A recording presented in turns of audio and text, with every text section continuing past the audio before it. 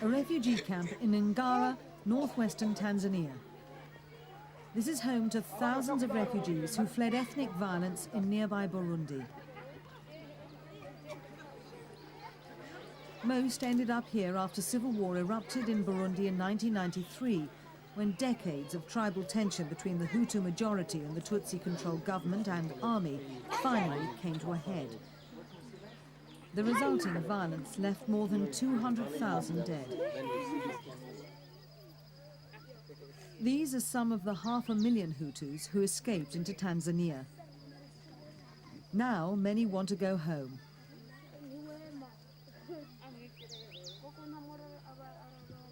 The UNHCR has now started assisting the repatriation of those who want to return. Refugees like Minani Nezia come to registration centres like this one to add their names to a growing repatriation list. The UNHCR insists it's not encouraging people to leave the relative safety of Tanzania, it's merely ensuring their safe passage back over the border. For Minani and thousands like her, there's a growing belief that Burundi is finally safe enough to return to, despite continuing clashes between Hutu rebels and the Tutsi-dominated army. Signing this voluntary repatriation form is the beginning of the end of her life as a refugee.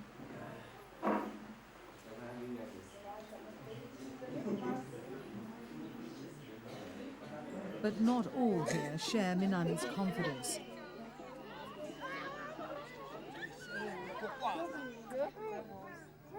The 36-year-old has just been told by aid worker Serjdt Muwangi that she'll be returning in the next 2 weeks.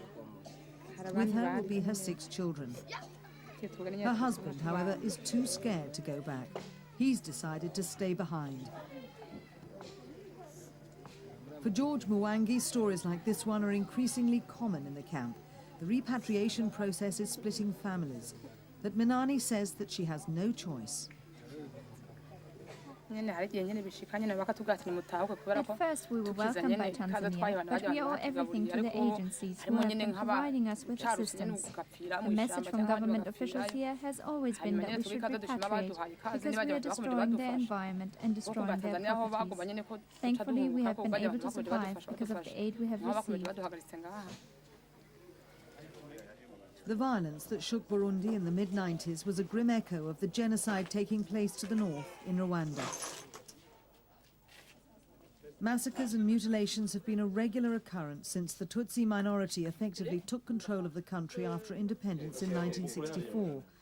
The violence has never really gone away. In one of the latest incidents, 24 refugees returning from Tanzania are said to have been burned to death in January this year.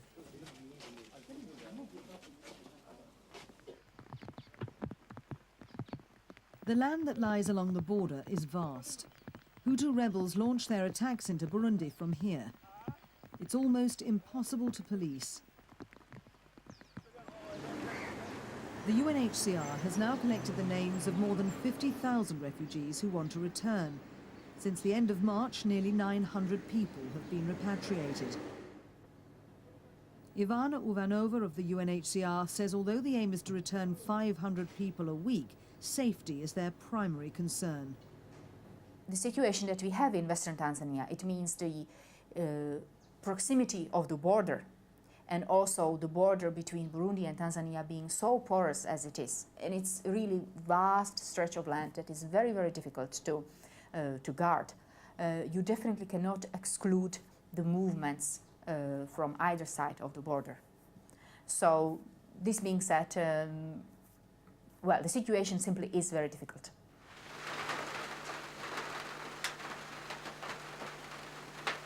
The rainy season does little to ease the repatriation process. Severe storms are hampering the UNHCR's work. Many roads to Burundi are badly damaged. Despite this, the UNHCR is continuing as best it can. Serjdt Marotic spends much of his time speaking to families who are unsure whether to return or not.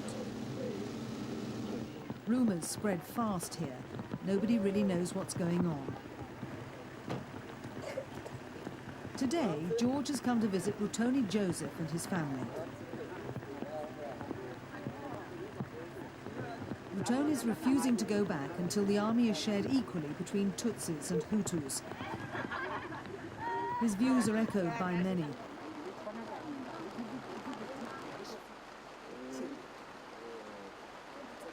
Rutoni fled Burundi after the first wave of violence in 1972. He settled in Rwanda, only to find himself caught up there in the 1994 genocide.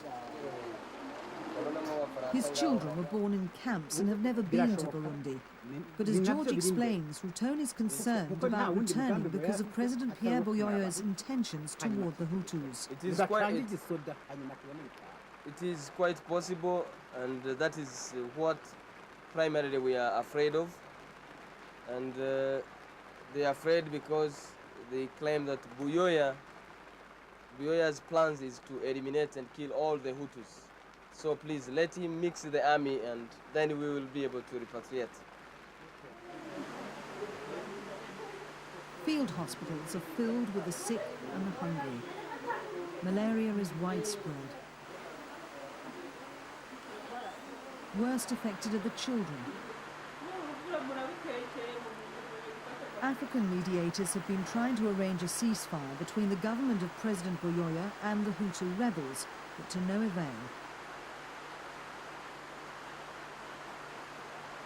The great tragedy here is that international donors have pledged $840 million in desperately needed aid to Burundi, but are reluctant to release it without a ceasefire in place.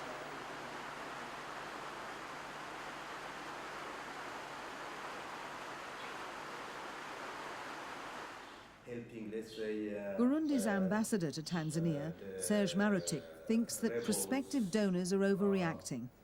In terms of no country in the world is totally safe. No country in the world is totally safe. Well, in the case of Burundi, I can assure you that 98% of the territory of Burundi is safe, except, of course, some, let's say, zones of Burundi where there are still, some clashes between, the rebel groups and the army. But the major part of Burundi is really safe. There are close to 1 million Burundian refugees in northern Tanzania. If word does eventually filter back to these camps that it is indeed safe over the border, the numbers of those choosing to return could rise dramatically. Burundi is already one of the most densely populated countries in the world. Whether the tiny nation could handle such an influx is yet another problem that will have to be addressed.